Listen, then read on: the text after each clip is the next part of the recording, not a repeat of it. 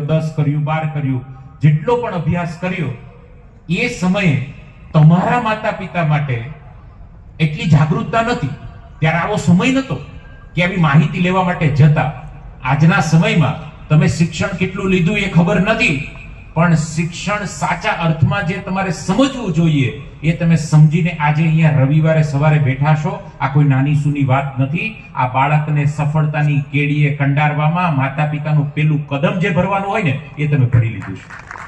સફરની શરૂઆત કરી દીધી છે. આવી રીતે જવું એ બહુ જરૂરી છે. ન આવવાના હજાર કારણો હતા, લગ્ન હતા, દૂર હતું, કેવી રીતે જવું, સુરતમાં કોઈ ઓળખતું નતું, વેલા પહોંચે તો ક્યાં જવું, સ્કૂલ જોઈ નથી, ટ્રાન્સપોર્ટેશનની સુવિધામાં ચેલેન્જ હતી, બીજા ઘણા બધા નાના મોટા પ્રશ્ન હતા. પણ છતાં એ કદાચ દીકરો કે દીકરી જે સ્કૂલમાં ભણતા હશે ત્યાં આજે રવિવારે પરીક્ષા હશે, પણ એ પરીક્ષા કરતા પણ તમે આજે મેગા સ્પાર્ક ગુજરાત ભારત લેવલની જે કોમ્પિટિટિવ એક એન્ટ્રન્સ એક્ઝામ કહી શકાય એ પરીક્ષાને મહત્વ આપ્યું છે. એ આપના વિચારને ખૂબ ખૂબ અભિનંદન, ખૂબ ખૂબ ધન્યવાદ. એકવાર તમારા માટે જોરદાર ક્લેપ કરીએ.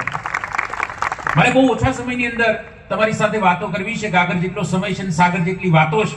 આમ તો સાગરને ગાગરમાં સમાવી ન શકાય, પણ સ્ટેજ ઉપર બિરાજમાન પૂજ્ય બાપુશ્રી અને આખું જે મેનેજમેન્ટ ટીમ છે, સાહેબ હું તમને એવું કહું કે આપણે ચારધામ જઈ આવીએ તો એટલું પુણ્ય પ્રાપ્ત આપણે કરી લઈએ. હવે ચારધામ ખાલી આપણે એ જગ્યામાં જ આંટો માર્યો હોય અને મહાદેવના દર્શન કર્યા હોય, ગંગોત્રી, યમનોત્રી ને કેદારનાથ, બદ્રીનાથ આપણે જઈને આવ્યા હોય, પણ એ ભૂમિ ઉપર ડગલા આપણા પડે તોય આપણા પાપ ધોવાઈ જાય. એમ અમુક ભૂમિની તાકાત હોય. સમગ્ર ભારતની અંદર સુરતની ભૂમિની તાકાત મારે તમને સમજાવવાની જરૂર નથી, પણ એમાંય વિશેષ આપ જે આંગણની અંદર બેઠા છો, આ સંસ્થા શિક્ષણની સાથે સાથે સમાજને કેટલી રીતે ઉપયોગી થવા માટે અત્યાર સુધી ઉદાહરણ બની ગઈ છે એ મારે તમને સમજાવવાની જરૂર નથી. અત્યાર સુધી ભારતમાં એવી સ્કૂલો ઘણી બની છે, 5 સ્ટાર કેટેગરીની એવી ઘણી સ્કૂલો બની છે, પણ ત્યાં માત્ર એક જ વસ્તુ મળે છે. શું? શિક્ષણ. તમે કોઈ ગુજરાતી ભણાવી દે, ગણિત ભણાવી દે, વિજ્ઞાન, સમાજ, English, Sanskrit, computer, account, state, eco, BA, physics, chemistry, maths, biology, તમે કોઈ વિષય ભણાવી દે, તમે કોઈ એટલા ટાઈમ ભણાવે, તમે કહો તો 3 વાર ભણાવે, પણ સંસ્કારનું કહો તો ખબર ન હોય. ઘણી સંસ્થામાં તો ભગવદ્ ગીતાના શ્લોક સાહેબને જ ન ખબર હોય. બાળકને શું કે અહીંયા ભગવદ્ ગીતાથી શરૂઆત થાય, હનુમાન ચાલીસાના પાઠ થાય. એકવાર હનુમાન ચાલીસા બોલવાનું તો જવા દો, સાંભળી લઈએ તો એવી તાકાત આવે. તો આ તો હનુમાન ચાલીસા સમાજમાં 1 કરોડ હનુમાન ચાલીસા આપવાના સંકલ્પથી ચાલતી સંસ્થા છે. અહીંયા બાળકોને હનુમાન ચાલીસા મોઢે આવડે, બાળકોને હનુમાન ચાલીસાના પાઠ થાય. સાહેબ તમે તો પહેલી વાર કદાચ આ આંગણમાં આવ્યા હશો, અહીંયા સ્ટેજ પર કૃતિઓ પણ થઈને એમાં પણ પ્રભુ શ્રી રામ ભગવાન કૃષ્ણને યાદ કરીને આ સંસ્થાએ પ્રોગ્રામની શરૂઆત કરી છે. એવું કહેવાય કે દીકરી એ ઘરે આપો જ્યાં પૈસા ભલે ન હોય, પણ 5 પુસ્તક હોય ને આંગણમાં તુલસીનો ક્યારો હોય તો એ પરિવારના સંસ્કાર આપોઆપ દેખાય. અત્યારે પૈસા છે પણ તુલસીનો ક્યારો નથી અને 5 પુસ્તક નથી, એટલે 3 મહિના 6 મહિનામાં તકલીફ પડવાનું શરૂઆત થઈ જાય.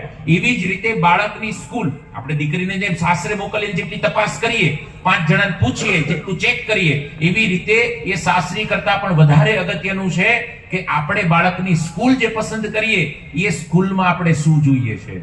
અત્યારે એક સમય હતો, તમે મને એક ગુરુકુળ એવી બતાવો. પ્રભુ શ્રી રામ ગુરુકુળમાં અભ્યાસ કર્યો, ભગવાન શ્રી કૃષ્ણ ગયા, પાંડવો પણ ગયા, આ બધા ગયા, ત્યાં ગ્રાઉન્ડ હતું કે નતું?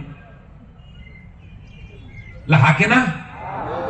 બધા આપણા ઋષિઓ, આપણી જે પરંપરા છે, આપણી જે ગુરુકુળ પદ્ધતિ છે, એ પદ્ધતિમાં જ્યાં જતા ત્યાં ગ્રાઉન્ડ હતું કે નતું? અચ્છા, એ બધા લોકો માત્ર એ ક્લાસરૂમ ની અંદર જ ભણતા હતા કે બહાર પણ ગ્રાઉન્ડ ની અંદર રમતા હતા, મસ્તી કરતા હતા, બીજું ત્રીજું શીખતા હતા? હા કે ના? હું આમ તમને જમણો હાથ ઉપર કરીને આવી રીતે જય હો કહું તો તમારે જય હો કેવા. આપણે પવનભાઈ નું અલગ છે, આપણે બીજું અલગ કરીએ. આપણે જય હો. હા, જેને જમણા હાથમાં તકલીફ હોય તો આ હાથનો પણ ઉપયોગ કરી શકીશ. જય હો. એવું કહેવાય કે દીકરા દીકરીના રિઝલ્ટ એની મહેનતથી આવે, પણ માતા પિતામાં ઉત્સાહ ડબલ હોવો જોઈએ. એટલે તમારું જય હો ધીમું હોય તો રિઝલ્ટ પાછું ધીમું થાય. હો, જય હો. જય હો.